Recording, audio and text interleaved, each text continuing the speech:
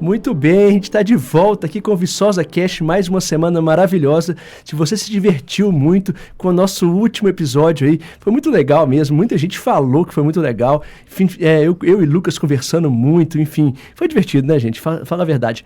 E bom, a gente está aqui de novo hoje com a doutora Andréa Gazineri, que por um acaso é minha esposa.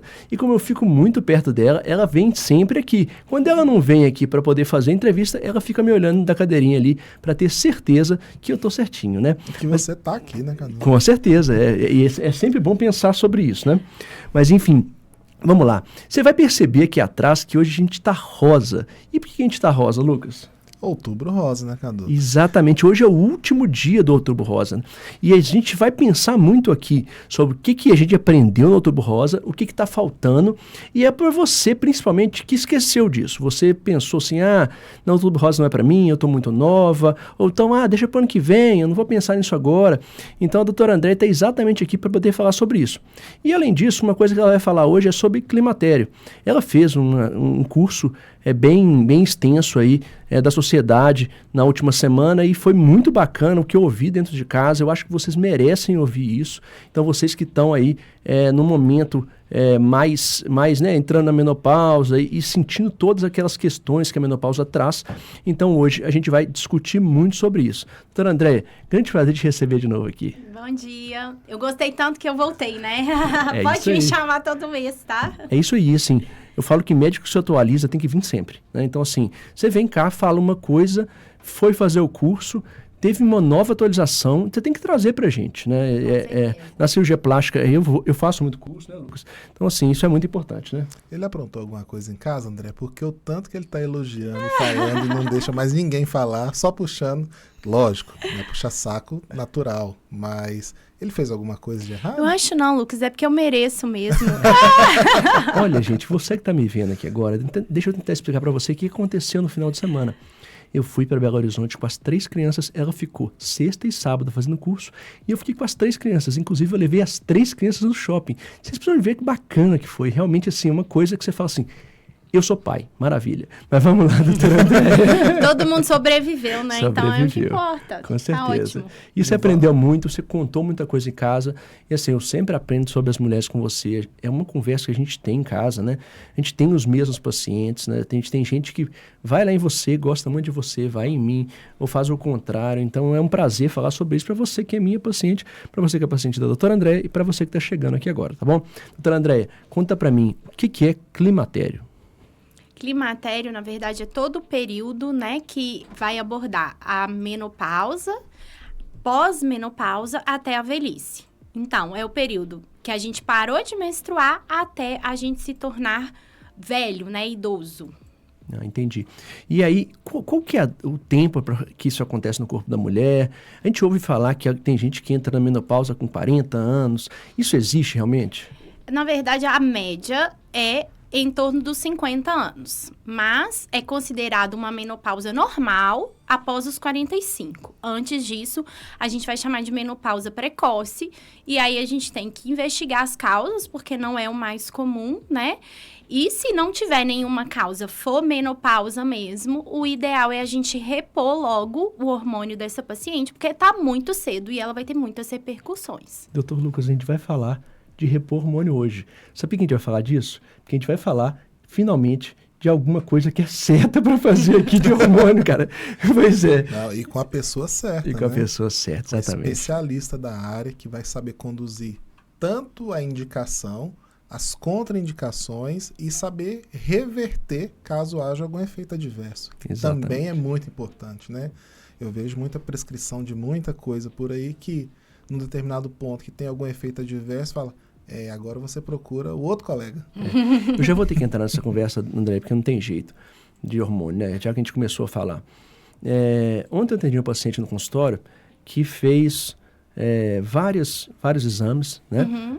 Muitos exames mesmo, né? Muitos mesmo. Acho que demorei mais de 5 minutos para ver todos. E a gente bate o olho, né, Lucas? A gente bate o olho e já sabe, né? Não, tá normal. Você está acostumado a ver. Essa paciente fez dosagem de FSH, LH, progesterona, e ela... Estradiol, testosterona... Isso, a testosterona a gente vai deixar para depois, tá? Mas vamos lá. Só em relação a FSH, estradiol, o paciente não tem queixa nenhuma, ela não tem queixa ginecológica nenhuma, ela não está tentando engravidar. Para que serve isso? Então, quando que a gente dosa hormônio feminino, né? Os estimulantes. O que é FSH e LH? São os hormônios liberados pelo cérebro, uma regiãozinha lá, que estimulam o ovário para a gente produzir os nossos hormônios femininos, que é estrogênio, progesterona e testosterona, né? Quando que a gente dosa esse tanto de hormônio? Quando a gente acha que eles estão em excesso. Então, a gente está pensando num tumor, a paciente está com muito estrogênio, ou algum tumor de mama, está saindo líquido que não é esperado.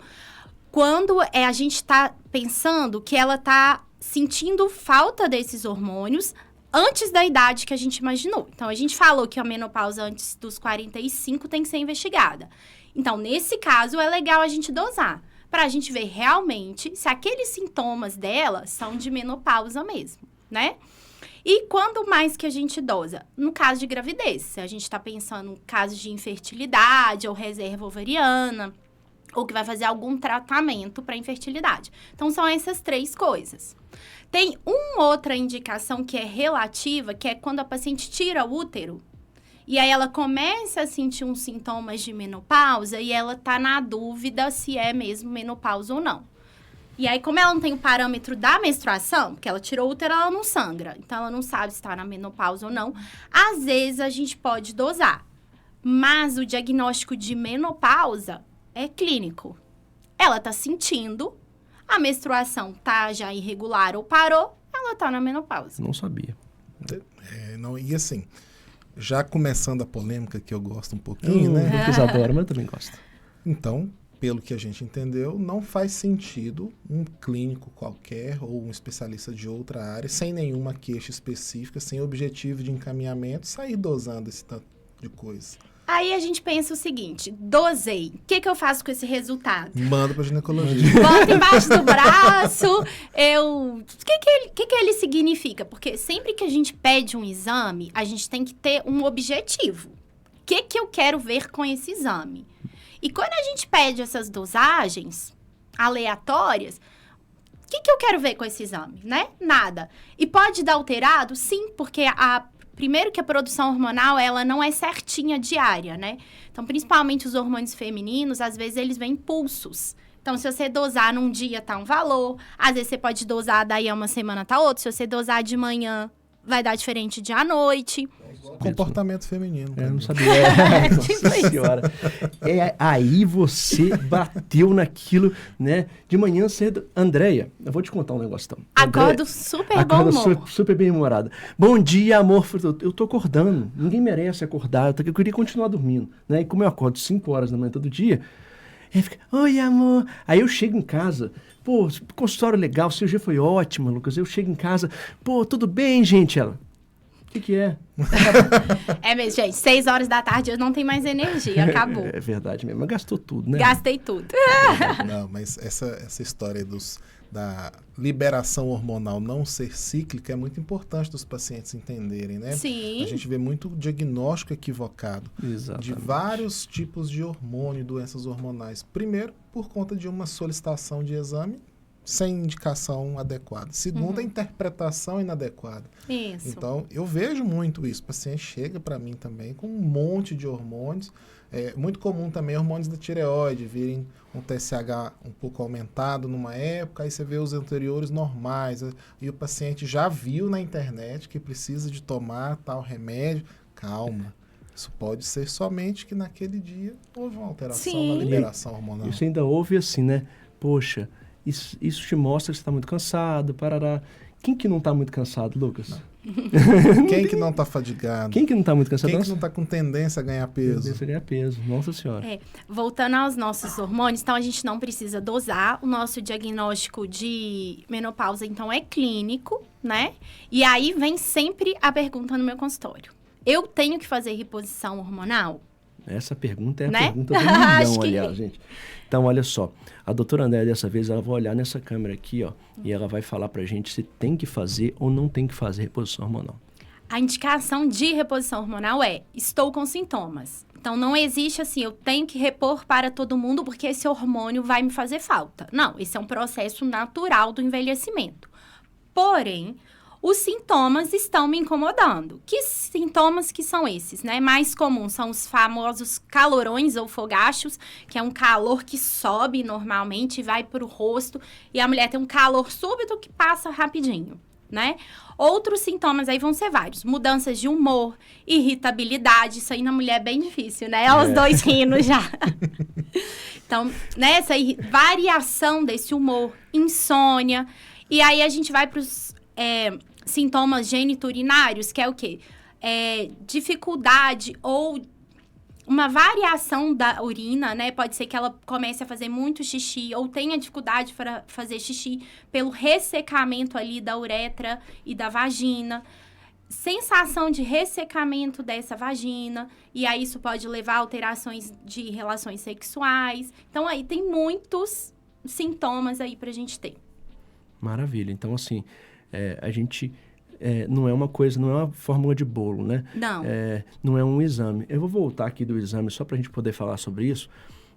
Quando a gente faz um exame, gente, eu não sei se vocês têm essa noção, mas quando a gente faz um exame, a gente tem mais ou menos aí 10% de exames que vão dar alterados, né? No intervalo de 90%, a gente tem 10% que dão alterados. Desses 10% que estão alterados, né, a gente vai considerar aí que pelo menos metade deles está alterado sem nenhuma significância. Então, quando você faz um exame... faz um exame sem indicação, não é uma questão de simplesmente assim, se tiver normal, dá normal, mas às vezes não dá normal, isso não tem problema nenhum. E a partir dali você vai ser tratado sem necessidade, não é isso, né? Isso.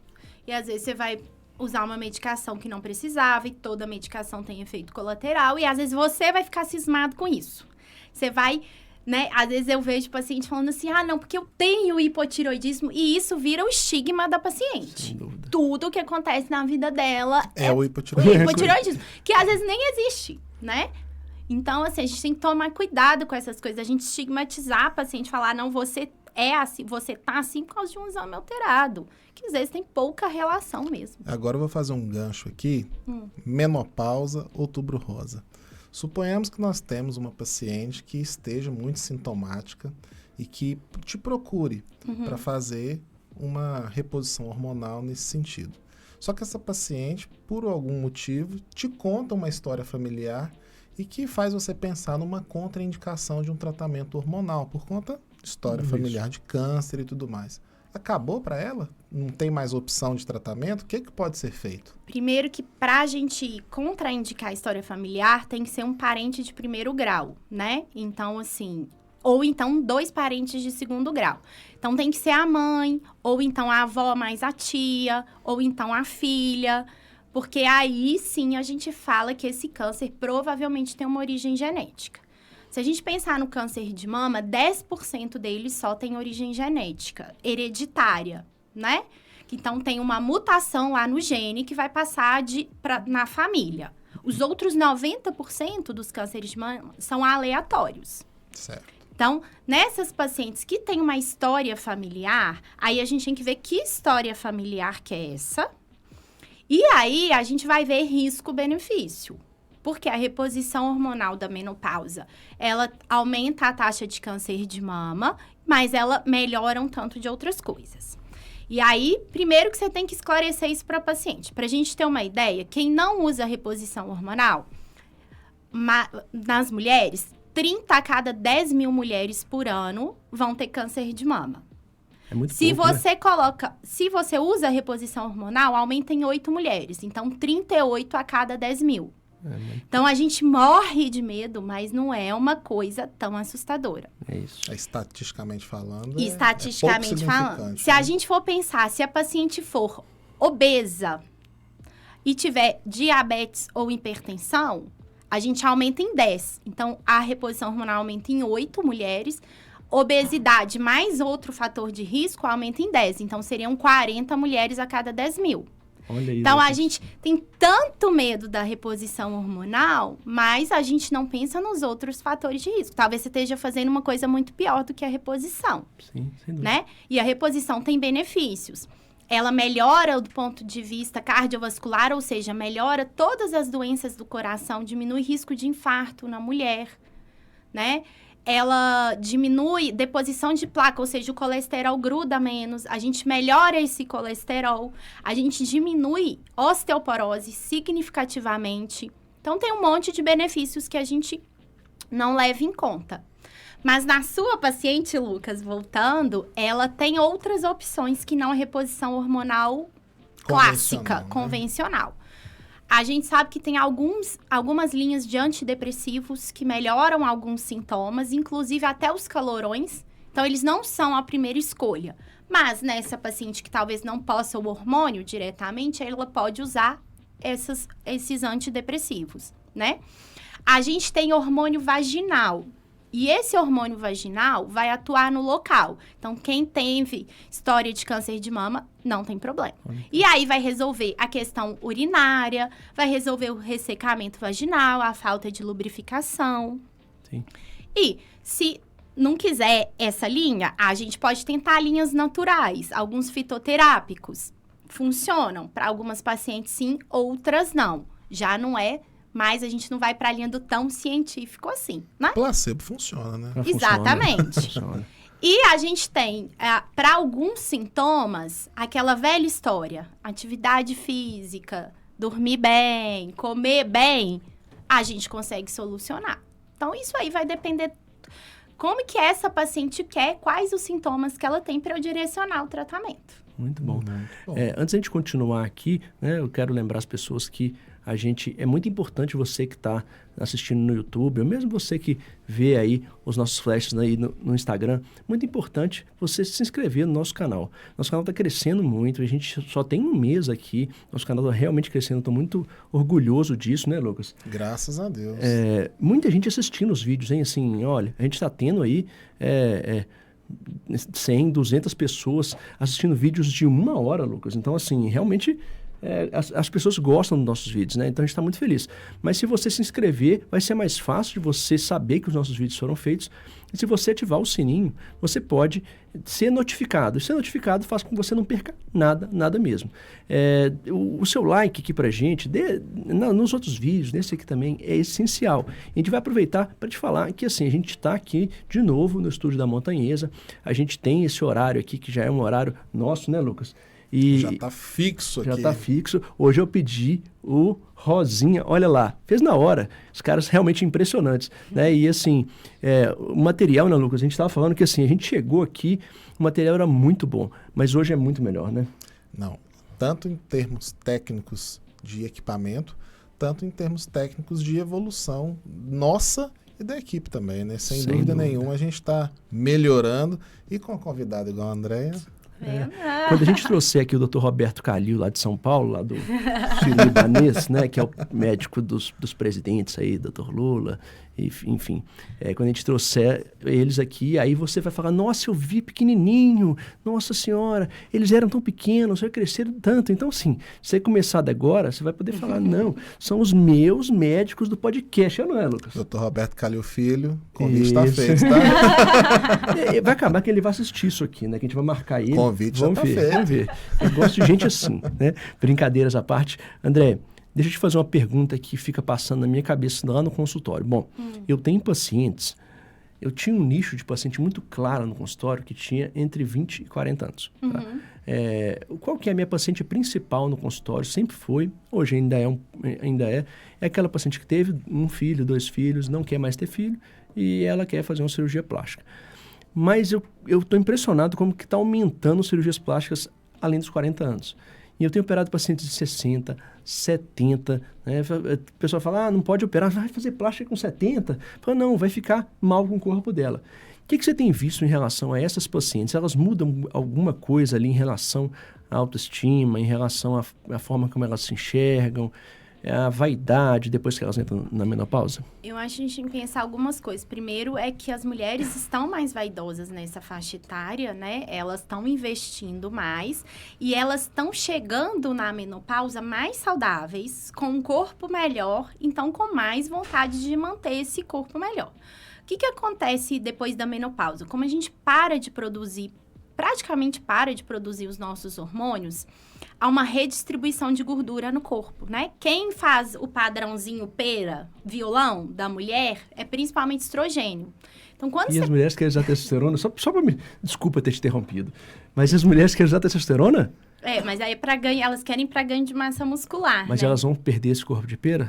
Então, quando você perde esse estrogênio... A gente não pode deixar de falar disso, desculpa, André. Qual que é a ideia? A gente vai para um padrão masculinizado. Então, a gente começa a ficar mais reta, né? Então, deposição de gordura, principalmente na barriga. E não só gordura na barriga, e também gordura visceral, que é aquela que aumenta risco de infarto e tudo, né? Então, quando a gente vai perdendo esse hormônio, o que a mulher começa a perceber? Que ela vai ganhando barriguinha, vai diminuindo bumbum e culote. Então, elas começam a querer voltar àquele corpo. E isso faz com que elas procurem mais a cirurgia plástica hoje em dia. Porque uma mulher que chegava nos 50, ela ia ter uma expectativa de vida até os 60, ela parava de importar. Só que agora ela vai viver 80, 90, isso passou a ser significativo para ela, né? Então, ela quer cuidar desse corpo mesmo depois da menopausa. É isso que a gente vê. O índice de cirurgias de face no meu consultório, que é o lifting facial, né? Aquela cirurgia que puxa a pele aqui atrás, né? Puxa a pele nessa região aqui, até nessa região aqui, ele aumentou demais. O fato é que, gente, quando a gente fala em ficar puxando pele, não é... Não, tá? A gente faz um trabalho natural. Você gostou? Não é estilo Gretchen. A Gretchen não Sabe passou aquela por que isso. fica com um sorriso, ri sempre? Tem uma... A irmã da minha tia... Elza Soares. Exatamente, a Elza Soares. Tá sempre feliz. A irmã da minha tia, ela fez uma cirurgia plástica com um cirurgião, enfim, não vou contar nem quem que é, nem de onde que é. Eu vi ela, tipo, um mês depois, assim, da cirurgia, eu não reconheci. Eu falei, cara, minha tia não tem irmã japonesa. Mas, assim, né, é sério, ela tá igualzinho a japonesa. Eu falei, que isso, você tá conseguindo enxergar direito? Tenso. Foi um lifting bem puxado. Eu quero que puxa tudo. Aí foi... né? Acontece. E nesse sentido de vaidade, o que você tem visto também nas mulheres nessa fase da menopausa com relação à atividade física e com relação a esse uso da testosterona, né? Porque também nessa fase elas estão querendo cada vez mais ganhar massa muscular, ter um corpo bonito, com um percentual de gordura mais baixo e tudo mais. E aí, como é que funciona essa gestão da reposição aí do estrogênio? Uma paciente que já vinha, talvez, fazendo uso de testosterona, isso já gerou uma irregularidade de ciclo, pode haver precipitação de menopausa. Tem muita mulher nessa faixa etária aqui em Viçosa região, 45, 50 anos, que começa um tratamento alternativo, digamos assim, com essas reposições hormonais e que, às vezes, atravessam a menopausa. Como é que é lidar com esse tipo de paciente, assim, no consultório? Então, vamos lá. O que a gente... Se a gente for olhar lá no livro, nos artigos, o que é reposição hormonal da menopausa? É estrogênio mais progesterona, né? Então, diversas formas. Tem estrogênio oral, tem em gel, tem em adesivo. E o legal de contar para as pacientes que, além do câncer de mama, elas têm muito medo de trombose, né? E a reposição hormonal em gel e em adesivo não aumenta o risco de trombose. Então, Olha, é científico e provado. Então, se o seu medo é trombose, você pode usar as vias passar. Você passa um gelzinho de estrogênio ou então usa um adesivo que você cola na pele. Isso não aumenta o risco de trombose. Então, essa é a nossa reposição. Estrogênio mais progesterona, tá? É isso que é aprovado. E é isso que as sociedades aprovam e é isso que é científico. A reposição de testosterona fica para o mesmo caso que a gente conversou na mulher jovem, a mesma coisa da menopausa, na pós-menopausa, para quem tem uma disfunção sexual comprovada. Então, não é para ganhar massa muscular, não é uma reposição de rotina, né? E o que eu até no curso eles estavam falando que a OMS hoje em dia preconiza é você evitar de manipular. Por quê? Eles fizeram um estudo grande e foram ver esses hormônios manipulados. E, assim, tinha uns que tinham 10% da concentração que estava dita, tinha uns que tinham 50%, tinha uns que tinham 90%, tinha uns que tinham 150%. Então, não há um controle absoluto desses hormônios manipulados, né? Então, usar o que a gente tem disponível na farmácia, de preferência, se for possível, porque esses a gente sabe o controle daquele hormônio. E se for usar testosterona, aí a OMS e as sociedades foram até um pouco polêmicas, porque elas recomendaram da gente tentar usar o que está já disponível para o homem e usar numa dose aí uma vez por semana, por exemplo, para evitar essa manipulação. E isso aí já é muito novo e muito polêmico ainda, mas... Parece um chutinho, né? Assim, igual criança, né? É metade da dose. Se for menorzinho, um quarto da dose. Se for muito pequeno mesmo, aí você divide no meio mais um pouquinho. Isso é ruim porque tem um pico inicial e queda depois. E queda, é um pouco complicado, né? Mas o que eles viram foi isso, que a gente fica manipulando e a gente está inventando essas doses que ninguém no final sabe, de testosterona principalmente, quanto que você está dando no final. Sim. Quanto que essa pele está absorvendo. Por exemplo, a progesterona, a gente não tem progesterona em gel, porque ela não é absorvida pela pele dessa forma. E às vezes a gente vê gente usando progesterona em gel. Já manipulado. Manipulado, porque ela não existe comercialmente. Então, assim, o que eles fizeram é esse alerta. Toma cuidado, porque às vezes a gente está usando coisa que você não sabe, nem está funcionando.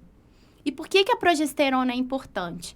Todo mundo que tem útero, tem uma camadinha de dentro que é o endométrio, tem que usar a progesterona para que essa camadinha fique pequenininha e não dê câncer de endométrio.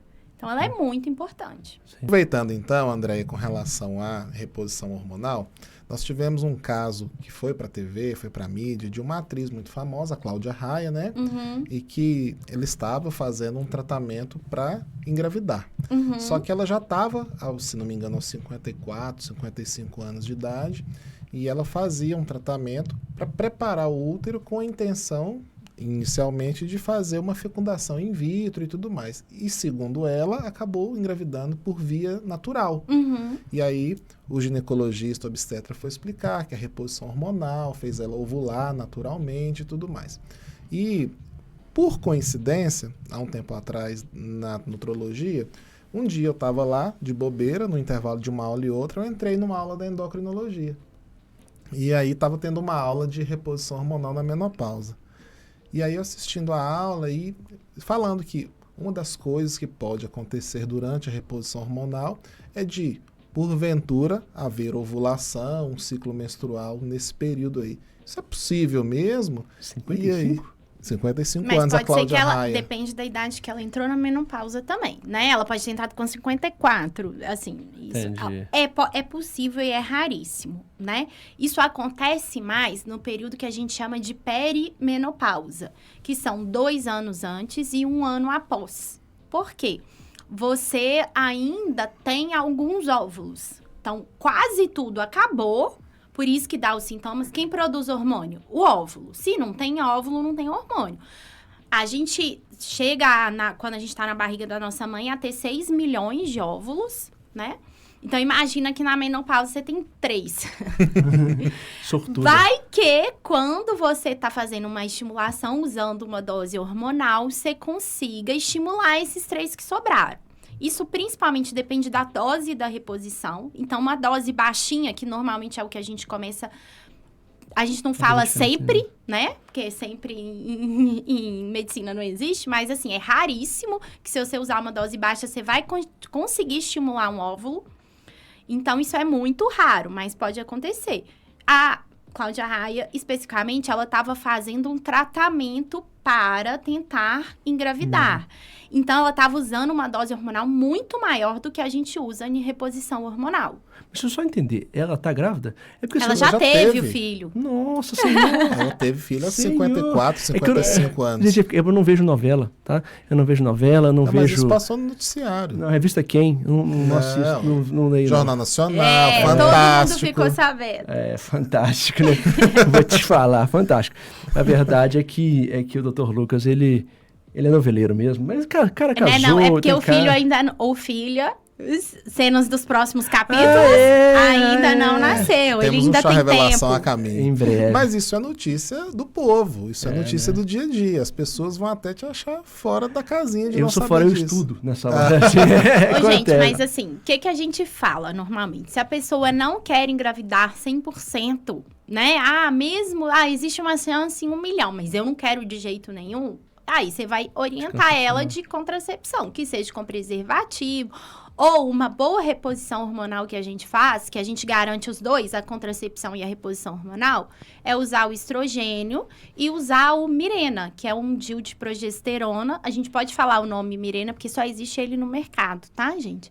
Então, ele é um DIU que tem progesterona, então ele faz aquela parte de proteção do útero e ele ainda evita filho. Então, é uma ótima opção. Cadu, foi neste momento da aula que eu decidi definitivamente que eu não iria mexer com reposição hormonal em menopausa. Por quê? Porque pode ser necessário colocar um DIU. Eu estou propondo um Pô, tratamento gostei demais. que eu não sei resolver o que pode acontecer. Então, se existe o risco, é prudente que se coloque o DIU. Aí eu vou passar na frente do especialista Sem que dúvida. vai fazer tudo da maneira correta para eu simplesmente prescrever e encaminhar depois. Não Então, neste momento da aula, foi quando eu falei, isso não é para Não mim. é pra mim. Eu acho que assim, você que está ouvindo a gente, é muito importante você entender que a doutora André, ela é muito boa em filho. Ela já tem 3. Ela sabe fazer mesmo. E eu vou te contar uma coisa, doutora André, assim, isso é uma coisa que passou pela minha cabeça hoje. Eu sonhei à noite que a gente tinha um 4º filho. Nossa Que a gente Senhora. olhou um pro outro e falou assim, a gente é doido. Ai, meu Deus, o que nós vamos fazer? Eu falei, Meu não. Deus, ainda bem que são vou só receber. sonhos, né? Sonhos não se realizam, Mas eu graças realmente, Se eu realmente realizam. sonhei. Não, né? Sonhos. Nós sonhamos com esse podcast. E tá saindo. Então, assim, eu acho que é muito importante vocês ouvirem. A doutora André entende tudo de óvulo. Nossa Nem Senhora. tá. A doutora André, ela entende de gravidez. Aí ela vai vir aqui falar de obstetrícia, principalmente falar sobre vômito na gravidez. Não é, Lucas? Aí a gente Quem chama a tem- Yara também pra dar um depoimento. Para falar sobre isso, tem que ser com quem sente. Senti bastante também. A doutora André, gente, eu vou contar uma coisa pra vocês bem legal. A doutora André, quando ela engravidou da Isabela, minha primeira filha, ela passava mal tanto na estrada, a gente ia pra BH, ela passava mal. Aí eu passava assim numa fazenda e falava assim, ah lá, você já vomitou ali.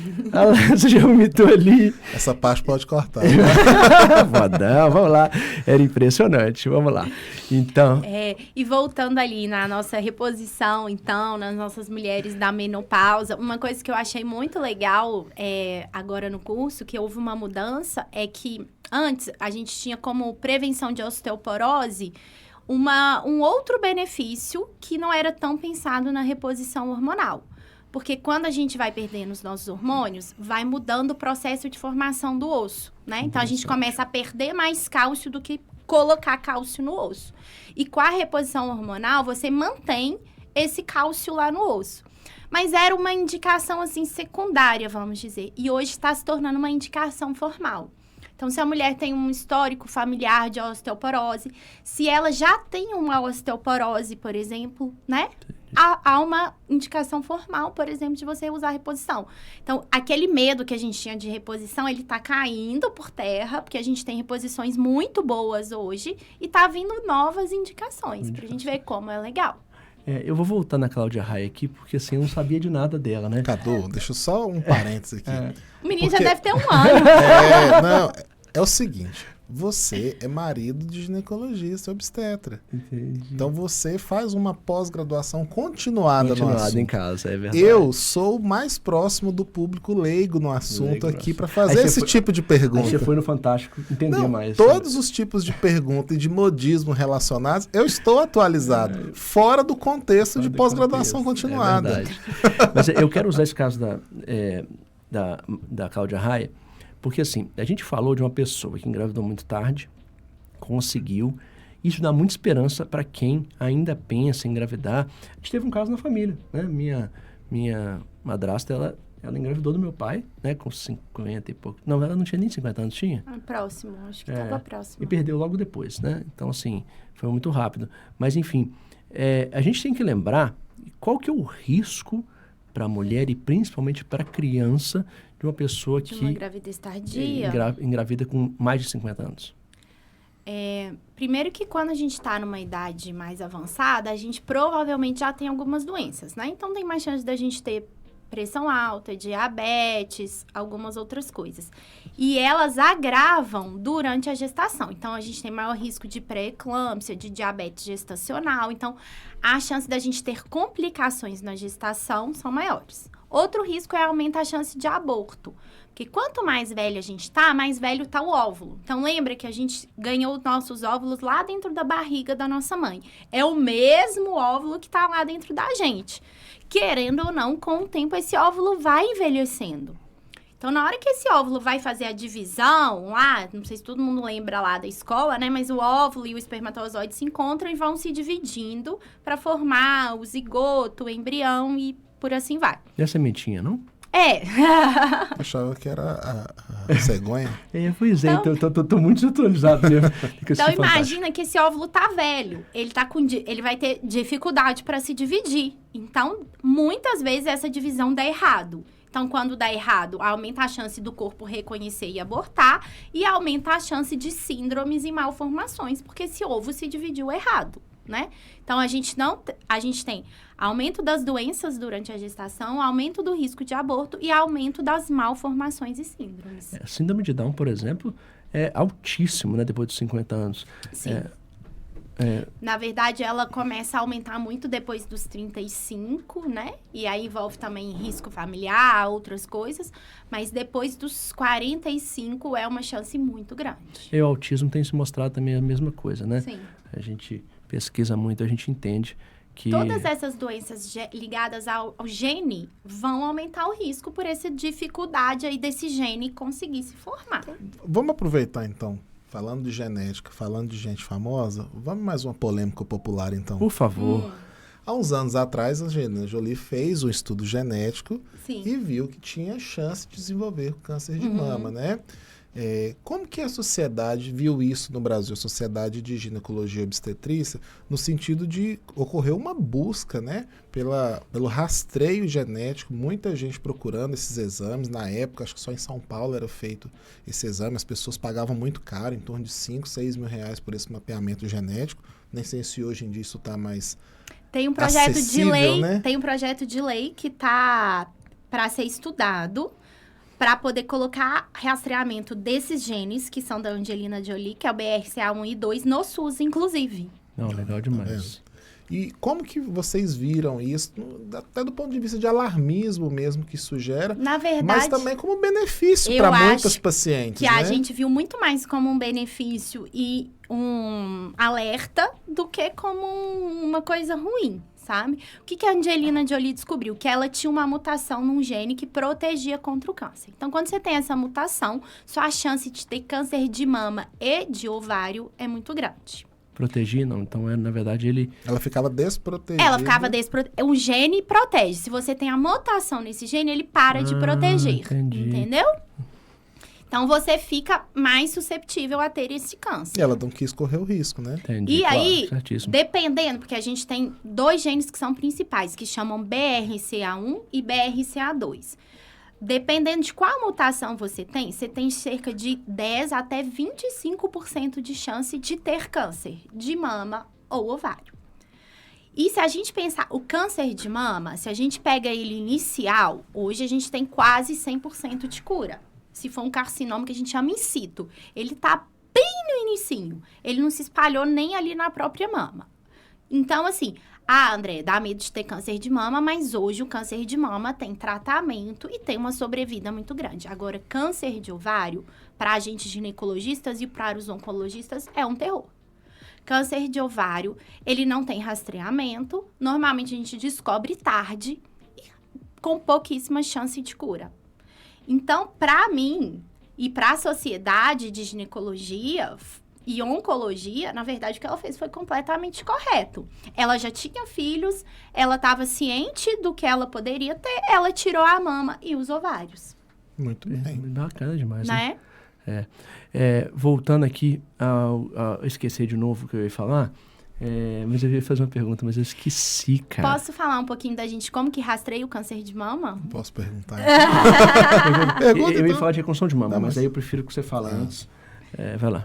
Então, aproveitando aí sobre tudo que foi feito da Angelina Jolie, eu não me lembro da idade exata com que ela fez tudo isso. Eu acho que foi em torno de 40, 45, acho que foi por aí. Acho que Gente, foi uns Jolie- 40. Nossa, ela não tem 40 anos, não.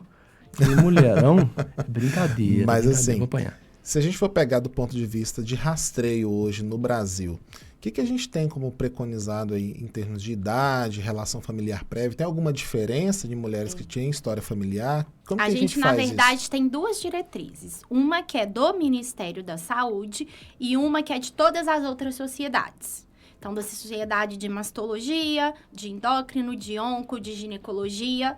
E só existe uma diretriz que é do Ministério da Saúde, que ela é sozinha. E ninguém mais apoia essa diretriz. Do Ministério da Saúde, você começa a mamografia a partir dos 50 anos. E você interromperia com 64 anos, tá? Agora, das outras todas sociedades, o rastreamento começa com 40 e não com 50. E você interrompe quando a expectativa de vida dessa mulher for menor do que 7 anos. Certo. Então, se ela chegar com 70 e a expectativa dela de vida for 90, ela vai continuar fazendo. Se ela chegar com 70 e ela for viver até 90, ela vai continuar fazendo, tá? Por que há essa divergência de começo? O Ministério da Saúde fala que começa com 50 e as outras sociedades com 40. Vou chutar. Custo. Aí é uma coisa Claro. de custo-benefício. O que o Ministério da Saúde alega? Que você rastrear antes, você não diminui mortalidade. Para se beneficiar com esse custo todo que você vai gastar nesse tanto de mulher.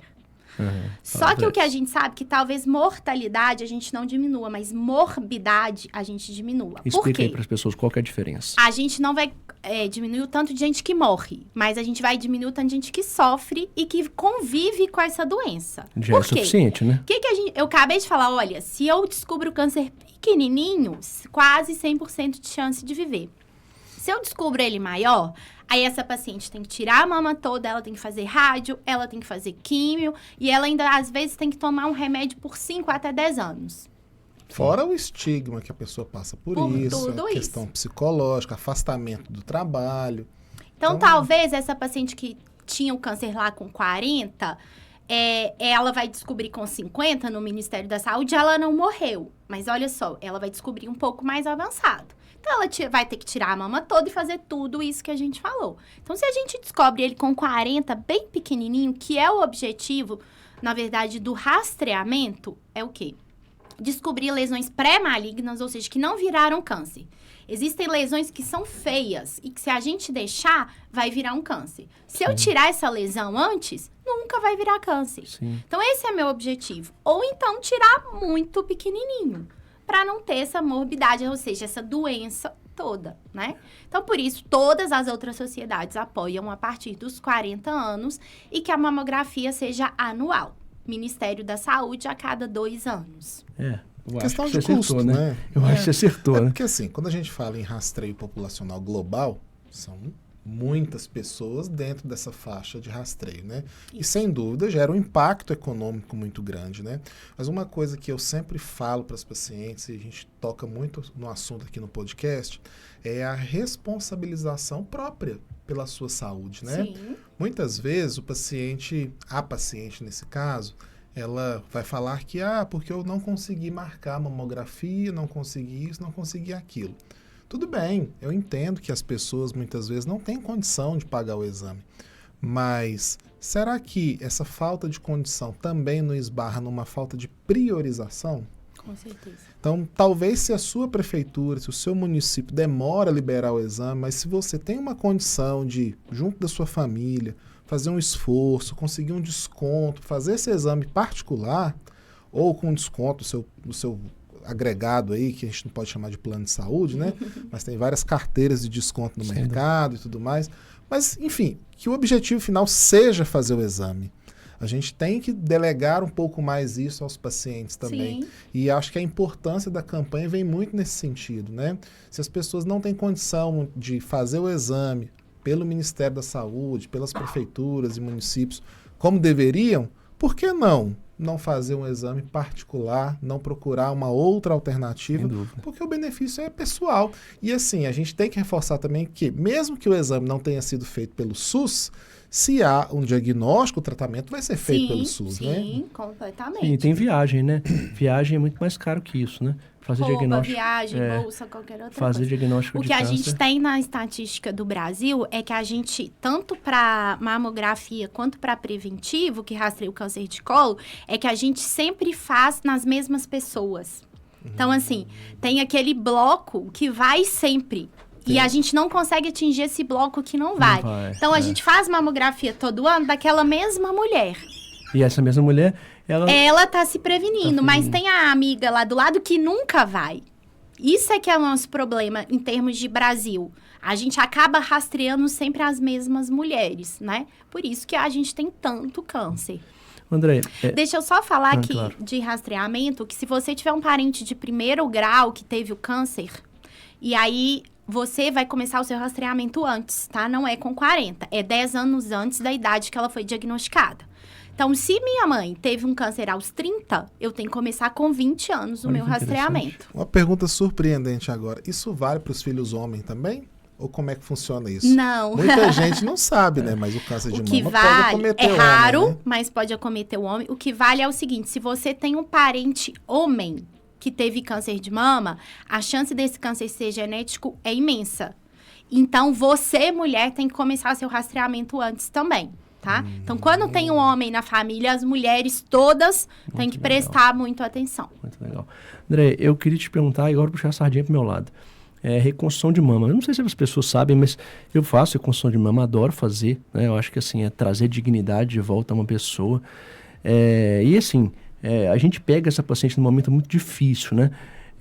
E o que pensa, assim, queria que você me falasse, assim, o que você vê da reconstrução de mama para as mulheres? Você acha que elas têm que fazer, tem que sempre que ser oferecido? Você acha que, não, é um caso muito específico? Quem é que faz, né? Eu acho que sempre tem que ser oferecido e explicado. Se ela vai fazer ou não, depende de várias coisas. Primeiro, daquela aceitação dela, porque às vezes é muita coisa. Eu tenho câncer de mama, eu vou tirar a mama, eu já vou fazer reconstrução. Talvez ela não consiga assimilar todas essas etapas. Mas tem que ser oferecido essa possibilidade. Porque ela já reconstruir a mama num período possível faz com que melhore muito a autoestima e até essa crença dela de que ela vai melhorar. Porque ficar vendo sem a mama, isso faz com que ela fique lembrando daquele câncer o tempo Sem inteiro. dúvida. Ele não sai da cabeça, né? Não sai da cabeça. Então, ela reconstruída, ela melhora a autoestima e ela melhora a ideia dela de cura. Então, isso é muito legal. Quem pode fazer reconstrução, aí acho que você vai falar melhor do que eu, mas hoje tem alguns ginecologistas que se especializam, né, em mastologia e reconstrução de mama. Eu lá na Santa Casa fiquei com um ginecologista, que era o Douglas, que ele era o único de Minas Gerais que fazia reconstrução pelo SUS. Legal demais. E era muito legal, assim, como ginecologista e não como cirurgião plástico. E ele tinha um curso de oncoplástica super famoso e a gente passa com ele. E é muito interessante, né? Os mastologistas, alguns também fazem. E agora eu acho, assim, quem mais faz, com certeza, é cirurgia plástica. Eu vou puxar a sardinha pro meu lado. Uma coisa que as pessoas sabem pouco sobre cirurgião é o seguinte. Isso eu aprendi lá em Juiz de Fora, na minha residência. Quando você tem uma equipe só, tirando um câncer e reconstruindo, isso não é só no câncer de mama, pode ser no câncer de pele. É fato que inconscientemente, quando você está tirando, você está pensando em como refazer tudo ali. Isso gera um viés. E esse viés é o seguinte: às vezes eu inconscientemente tiro menos porque eu quero reconstruir. E eu quero fazer o melhor para o paciente. Mas o melhor para o paciente é ficar sem o câncer.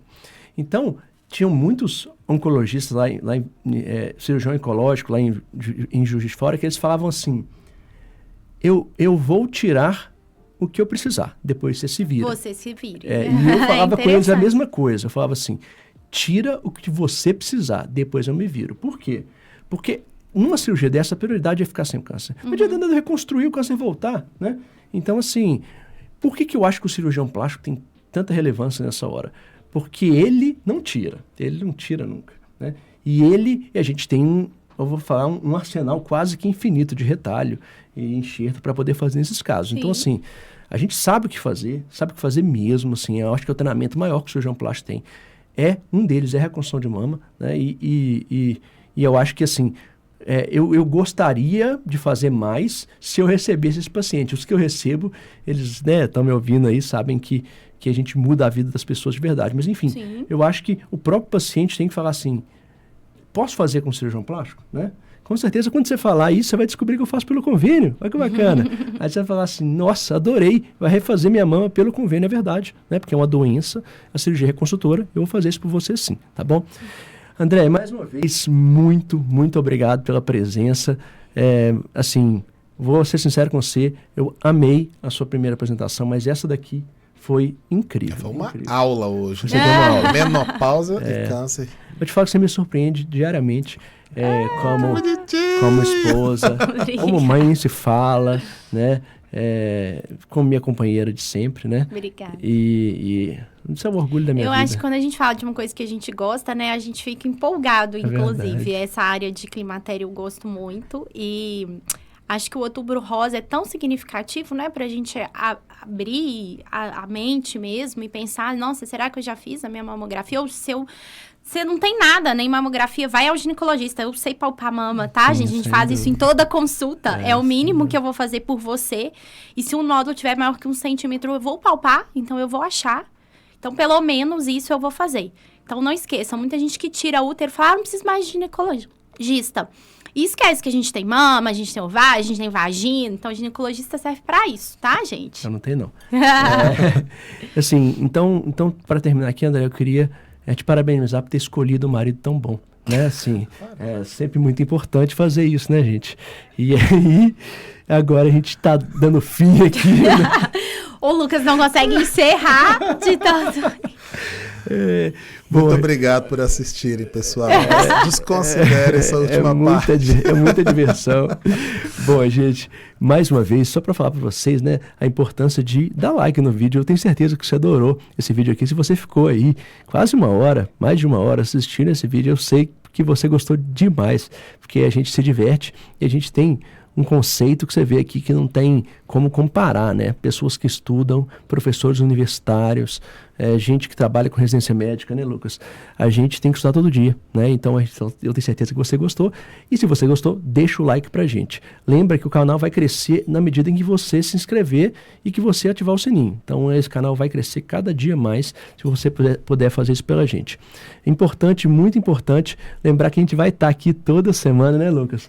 Então, em breve, a gente vai ter o Dr. Tomás aqui para falar de câncer de próstata, porque a partir do mês que vem a gente tem o Novembro Azul, né, Lucas? E é um tema muito importante. Quem já está aí à frente dos 40 anos, a idade vai chegando, né, Cadu? É muito importante programar esse rastreio. Por que você falou, né, Cadu?